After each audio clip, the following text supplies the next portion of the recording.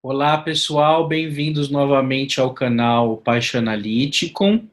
Eu sou Daniel Hammer-Huisman, psicólogo e psicanalista. Voltamos aí com a temática, né, deu início a essa série de vídeos intitulada A Psicanálise Energizada,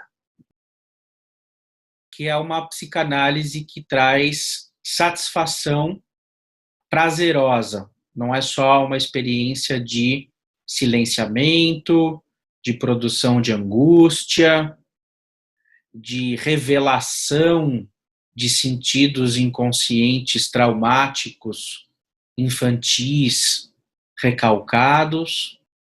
Ela é uma experiência de construção, de uma parceria entre o analista e os seus pacientes.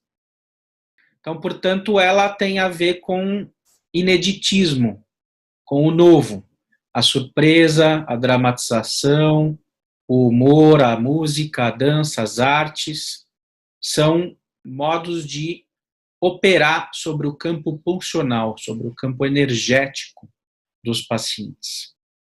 Então, hoje eu vou trazer um exemplo chamado fritas marcianas.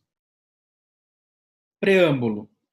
Um adolescente de 15 anos que tem paralisia dos membros inferiores vive as angústias de sua mãe, muito preocupada com seu crescimento e independência.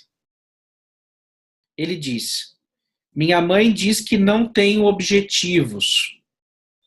Me perguntou o que eu vou fazer amanhã. O que ela quer que eu diga?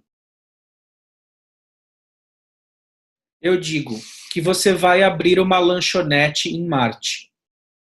E aí ele cai na gargalhada, né? Porque ele mesmo é uma figura assim um tanto fechada, de poucas palavras, e ele só fala quando ele está sob angústia mesmo. Então, o que eu tenho a comentar? Por que eu digo que você vai abrir uma lanchonete em Marte? Ele já me falou de lanchonete? Não. Ele já me falou de Marte? Não. Essas seriam as interrogações mais comuns dos analistas, né? Não, mas você tem que usar os significantes que o paciente traz, que o analisando traz.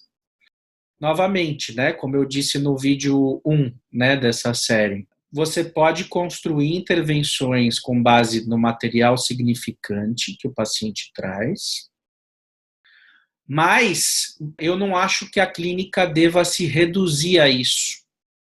Por quê? Porque o que importa aqui numa intervenção como essa que eu fiz, que eu vou explicar agora, é o efeito surpresivo, o deslocamento energético que ela propicia. Ela dá subsídios para o paciente se deslocar daquela condição de objeto em que ele se vê refém da mãe. Ela está querendo que eu faça alguma coisa, eu não sei o que dizer, o que eu vou falar para ela? Então, ao invés de eu ficar numa posição passiva e perguntar para ele, né, de uma maneira muito pontual, singela, e aí, o que você vai responder para ela?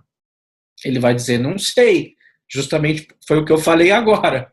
Então fica uma coisa meio tautológica, assim, né? Prolixa, né?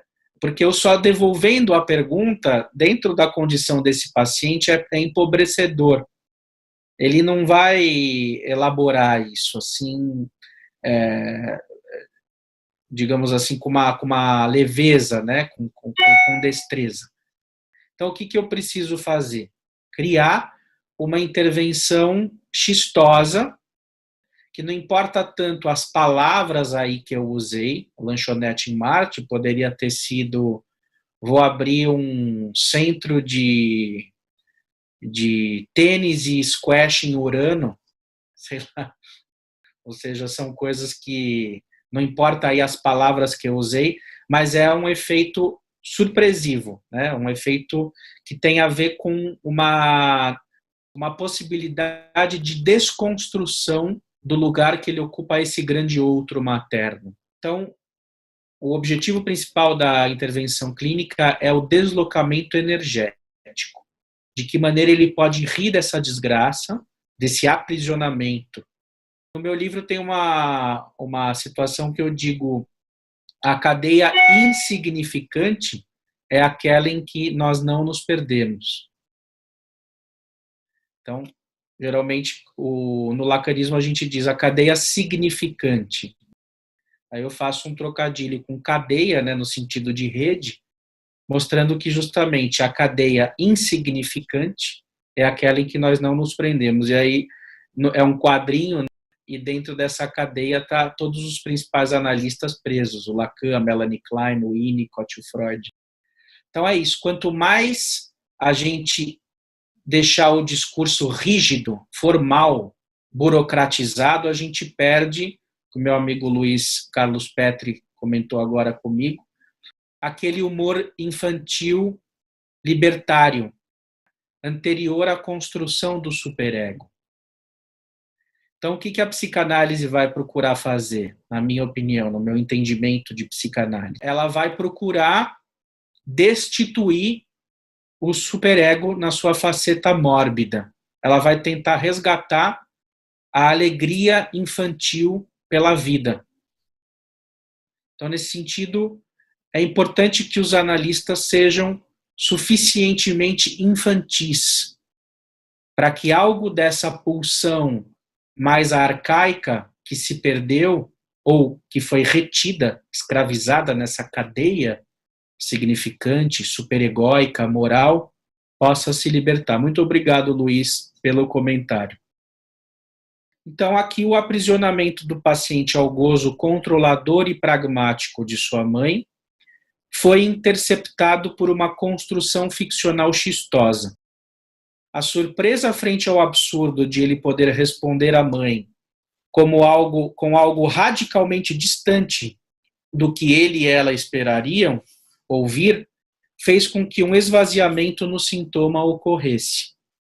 Evidentemente, essa não foi a única intervenção que fizemos, já que toda a sua análise foi permeada de várias intervenções, incluindo as xistosas. Então, novamente, não é que a análise se reduza a isso, eu só estou chamando a atenção para essas intervenções. Então, quanto mais intervenções na manga o analista puder construir, quanto mais ferramentas de trabalho ele tiver, melhor. Com mais eficiência ele pode conduzir a transformação do sujeito.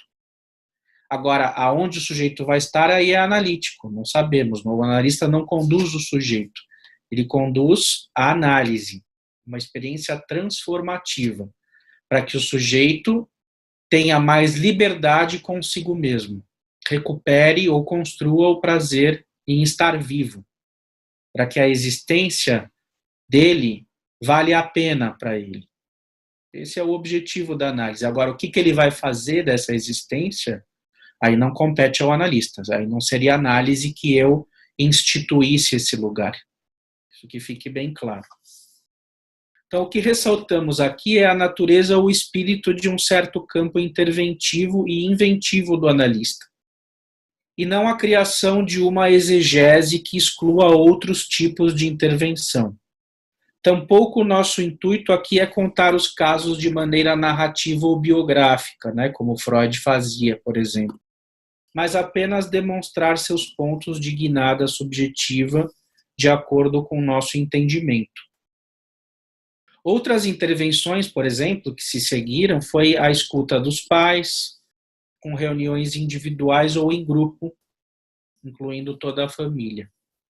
Foi trabalhando o sintoma do fracasso, que fazia sintoma entre os três, o pai, a mãe e o filho, que eles não haviam ainda elaborado e que fazia com que essa paralisia das pernas se desdobrasse como uma espécie de paralisia psíquica. Então, não é só a piada, senão um trabalho com a família e com ele, para que ele pudesse ter mais autonomia.